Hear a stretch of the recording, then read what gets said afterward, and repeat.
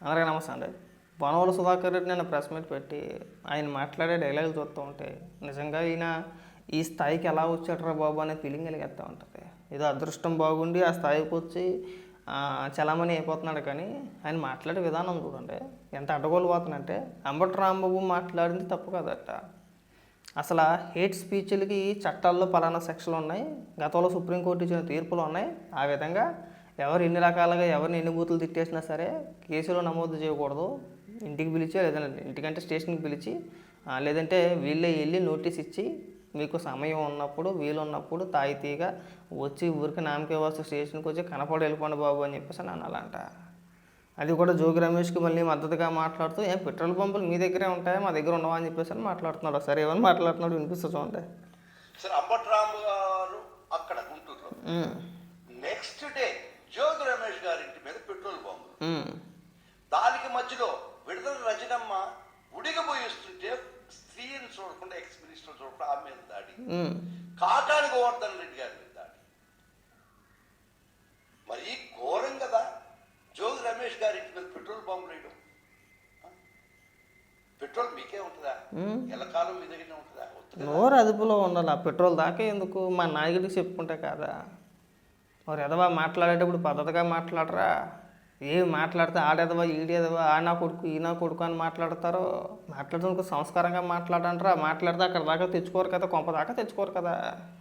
ఇప్పుడు అంబటి రాంబాబు కొంప మీదకి ఎందుకు తెచ్చుకున్నాడు? లాకారాలతో తిట్టేసాడని. జోగి రమేష్ కొంప మీదకి ఎందుకు తెచ్చుకున్నాడు?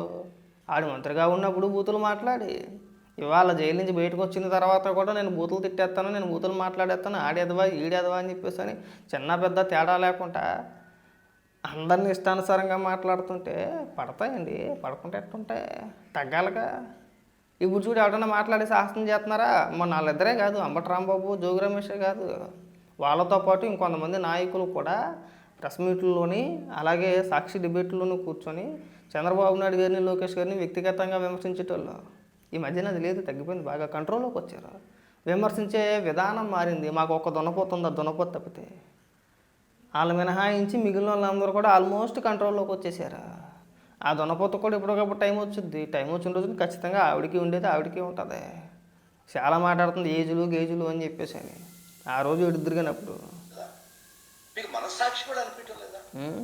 ఒక స్త్రీ ఎక్స్ మినిస్టర్ ఆ గుడికి పోయి వస్తుంటే ఆమె మీద దాడి. ఎవరో విడుదల రజనీ మీద ఆవిడ దాడేం చేయలేదు. ఆవిడ ఇంకా మహానటి పెద్ద నటి ఆవిడ. విడుదల రజనీ మీద ఏమీ దాడి ఏమీ చేయలేదు. ఆవిడ ఓవరాక్షన్ అంతా ఎంత ఉండదు. విడుదల రజనీని అడ్డుకున్నది నాకు తెలిసి మ్యాక్సిమం వైఎస్ఆర్సీపీ పార్టీ కార్యకర్తలు ఏదో ఒక చిన్న ఇష్యూలో వచ్చింది. అది పేపర్లో కూడా వచ్చింది, టీవీలో కూడా వచ్చింది. అది విడుదల రజనీ పైన దాడి చేసేసారా? ఎక్కడ చేసేసారు విడుదల రజనీ పైన? అంబటి రాంబాబుని చెక్కేశారు కాదనట్లేదు, జోగి రమేష్ మీద వెళ్ళారు కాదనట్లేదు. మేము ఎందుకు వెళ్ళారు?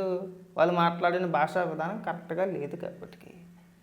పోనీ ఎవడన్నా ఖండించాడయ్యా నువ్వు కానీ, లేదంటే మీ పార్టీ నాయకత్వం కావచ్చు, నాయకులు కావచ్చు, ఎవరైనా సరే మీరు మాట్లాడే భాష కరెక్ట్గా లేదు, మనం అలా మాట్లాడినందుకే 151 స్థానాల నుంచి 11 స్థానాలకు పడిపోయాం, ఇంకా మీకు ఇంగిత జ్ఞానం లేకపోతే ఎలాగని చెప్పేసి అని హోదా అంటే ఒక ఉన్నతమైన స్థాయికి జగన్మోహన్ రెడ్డి కానీ, మాజీ ముఖ్యమంత్రిగా ఆయన కావచ్చు, లేదంటే నువ్వు కావచ్చు, ఇంకొకటి కావచ్చు, ఎవడైనా సరే మీ పార్టీ నుంచి ఇది తప్పు అని చెప్పేసి అని ఖండించారా? ఏ రోజైనా కానీ, ఈ రోజైనా కాదు, ఏ రోజైనా కానీ. 14 నుంచి వద్దు, 19 నుంచి తీసుకుందాం. ఏ రోజైనా ఖండించారా? ఏ రోజైనా పార్టీ ఆదేశాలు ఏమైనా జారీ చేశారా? కనీసం తన సోషల్ మీడియాలో పార్టీ అధికారిక పేజీల్లో ఒక ప్రకటన ఇవ్వలేకపోయారు. పార్టీ నాయకులు ఎవరో కూడా వ్యక్తిగత విమర్శలు చేయొద్దండి, రాజకీయ విమర్శలు చేయండి అని ఒక్క ప్రకటన ఇవ్వలేకపోయారు. ఆ రోజు మీరు ఆ ఆదేశాలు జారీ చేసుకుంటే ఈ రోజు ఇలా బూతులు మాట్లాడేవాళ్ళు కాదు, కొంపల దాకా తెచ్చుకునే వాళ్ళు కాదు. అడగోలుగా వదిలేసి అడగోలుగా మీరు రెచ్చిపోతామంటే పరిస్థితులు ఎలాగే ఉంటాయి. పైగా నువ్వు వచ్చి అడగోలు సమర్థన పెట్రోల్ మా దగ్గర ఉంటే ఇంకా అక్కడ దాకా తెచ్చుకోమాకండి.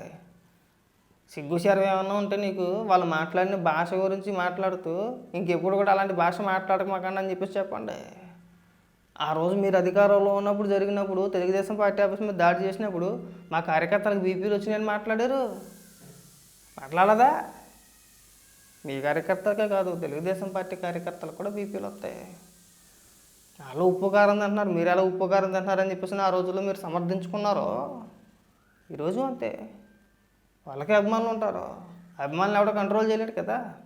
ఇది కూడా అంతే, ఎవడో కావాలని చేయించింది ఏమీ కాదు. ఆ రోజు మీరు చెప్పిందే అన్నీ ముఖ్యమంత్రి గారికి తెలిసి జరుగుతాయా? అభిమానులు ఉండరా? కాబట్టి ఇంకెప్పుడు కూడా ఇలాంటి అప్పబాయ డైలాగులు కొట్టమాక.